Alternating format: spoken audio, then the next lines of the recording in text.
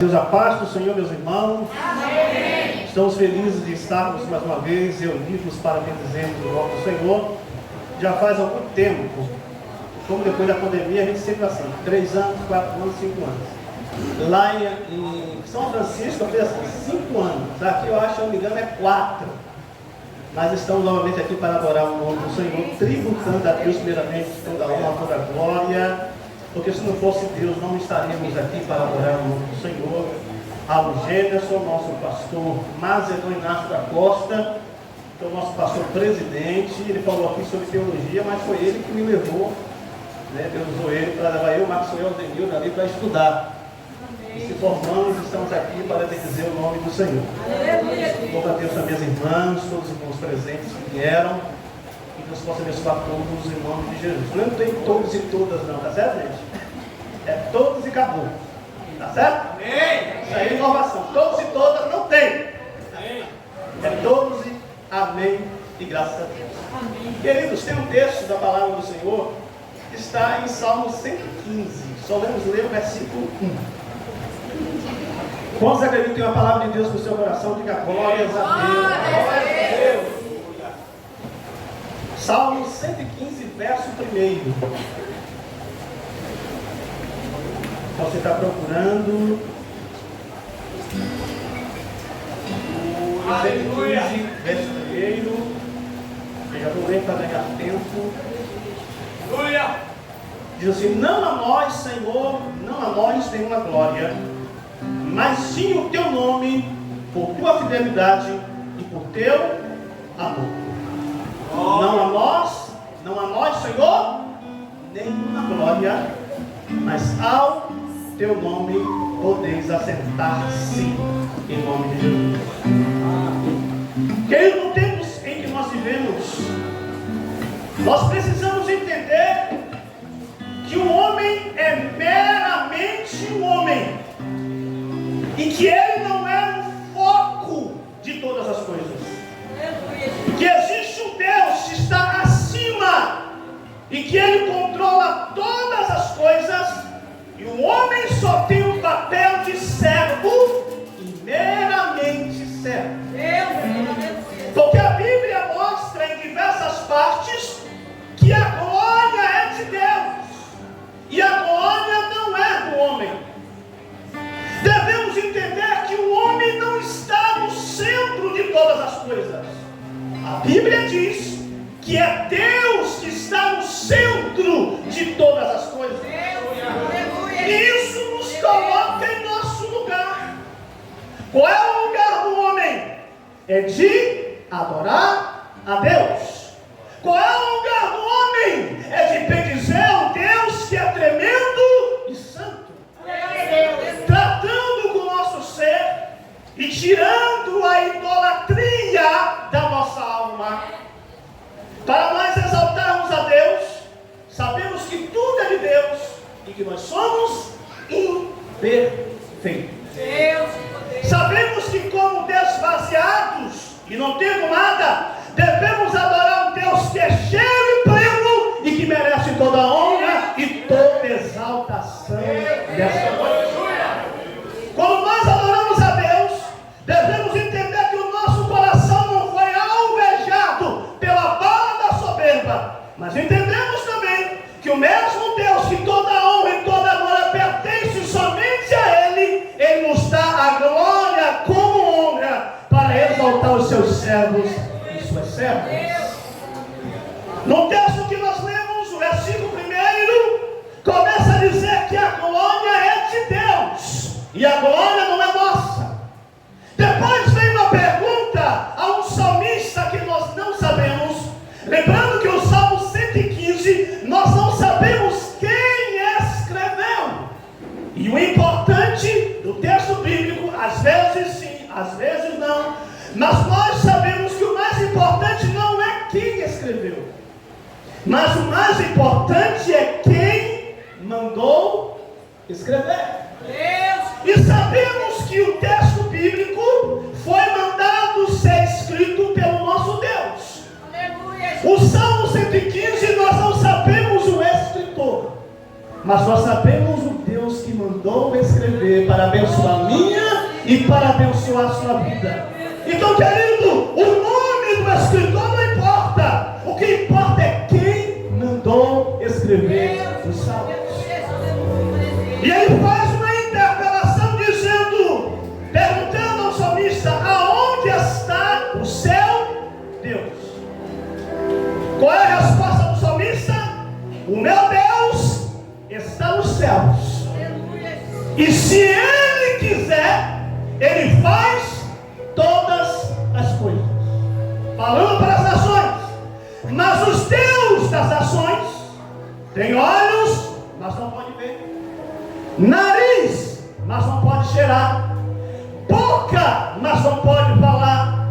Tem mãos, mas não pode pegar. Tem pés, mas não pode andar. Tem garganta, mas não pode falar. Mas o nosso Deus faz tudo isso porque Ele é santo, poderoso e eterno. Mas Ele não para aí, Ele continua. E agora Ele diz, aqueles que devem adorar a Deus. Ele divide em 3 partes. Israel deve temer ao nome do Senhor. Aqueles que temem ao Senhor devem confiar em Deus. E depois ele usa a expressão sacerdotes. Devem confiar e bendizer e glorificar o nome do Senhor. E aí vem a pergunta: quem é que Deus abençoa? É aqueles que creem no Senhor. E aí ele vai e repete nos versículos abaixo dizendo: Israel é abençoado pelo Senhor. Por quê? Porque Israel creu no Senhor. Os que temem ao Senhor são abençoados pelo Senhor. Por quê?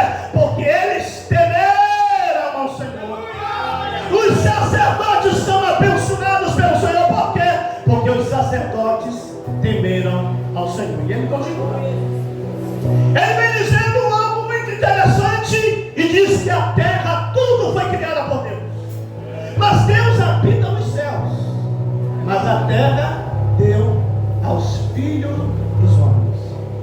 Deu no sentido de habitação. Porque a terra é de Deus e a sua plenitude. Isso aqui não é nosso. Isso aqui é de Deus. A terra não é do homem. A terra é do Deus que mora nos céus. Estamos aqui passando o tempo, mas sabemos em quem veio a terra e quem pertence, porque esse Deus é tremendo e soberano. Mas aí ele continua dizendo que aqueles que louvam a Deus não são aqueles que desceram a sepultura, porque aqueles que descem a sepultura não podem adorar o nome do Senhor. Adoração a Deus não é para aqueles que morreram. Adoração a Deus é para aqueles que estão vivos. Deus é Deus dos vivos e dos mortos. Mas os mortos não adoram a Deus. Todo respeito àqueles que estão no cemitério, homens de Deus que morreram, mas eles não mais adoram a Deus. Foram homens santos, mulheres santas, capacitadas, mas não tem mais a capacidade de adorar, porque um algo chamado fôlego de vida foi tirado dele. Mas eu tenho uma boa notícia nesta noite: eu estou com fôlego de vida, você está com fôlego de vida. Eu quero te dar uma notícia que nesta noite nós podemos adorar e glorificar o nome do Senhor. Eu não sei se você vai adorar nesta noite, mas a palavra de Deus será pregada. A palavra salmos significa cantar ou salmodiar ao Senhor. 2 terços dos salmos nós sabemos quem escreveu. Davi escreveu 75. Os filhos de Asaf escreveram 12. E um homem chamado Asaf escreveu 10. O homem chamado Salomão escreveu 2. Moisés escreveu 1.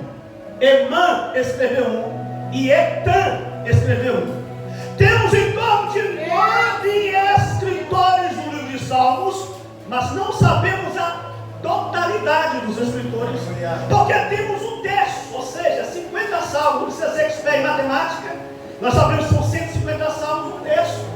Então você dividiu um todo em 3 partes. Então sabemos que 50 salmos não sabemos quem escreveu. E olhando em totalidade possibilidade, pode haver de um escritor a 50. Porque se tem 50 salmos, pode ser um escritor que escreveu 50, ou pode ser que desses 50 pode ser um salmista para cada salmo. Daria uma totalidade no mínimo de 10 salmistas ou de 59 salmos. Os salmos, meus queridos, não deveriam, nós não deveria, eu não deveria pregar salmos. Quando lemos o livro de Efésios, Paulo falando, reunindo, aglutinando, ensinando, corroborando, aclarando, ele diz que quando nós se reunimos para adorar a Deus, tem o quê? Salmos, hinos e cânticos espirituais. Salmo não é parte de pregar, salmo é parte de louvar e adorar o nome do Senhor. Mas Deus é tão misericordioso que mesmo o salmo sendo cântico, nós pregamos e Deus não deixa de agir e abençoar a nossa vida. O que me chama a atenção é que o salmo mais velho da Bíblia é o Salmo 90. O salmo mais novo, 127. O mais extenso, 119. O menos extenso, 117. O mais afamado é o Salmo 91. O mais lindo, 23. 70% dos salmos lidos fala de lamento, fala de aflição, fala de luta, fala de momentos de prova e de momentos de dificuldade. Você não vai encontrar no livro dos Salmos o mar se abrindo. Você não vai encontrar no livro dos Salmos leão abrindo a boca. Você não vai encontrar no livro dos Salmos ação sobrenatural. Pode até ter relatos citados no Salmo, mas acontecimentos não. Por quê?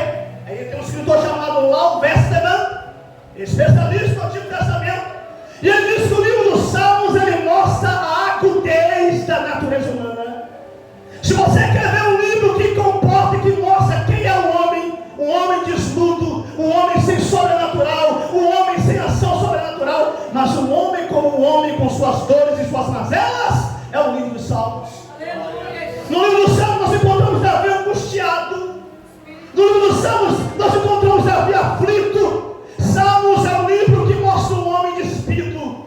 E nós não gostamos de ver um homem de espírito. A gente não gosta de ver a gente na fraqueza. A gente não gosta de ver os momentos de dificuldades. Mas Salmos revela o homem no seu momento alto e no seu momento baixo. Porque Deus, quando olha para a minha e para a sua história, Ele não olha somente os momentos holofotes, os momentos das grandes pregações. Deus te vê lá em cima, no holofote, mas Deus te vê também lá na lata do lixo. Deus te vê você lá em cima, mas Deus te vê no momento, como a irmã falou aqui, de depressão, de momento de dificuldade, de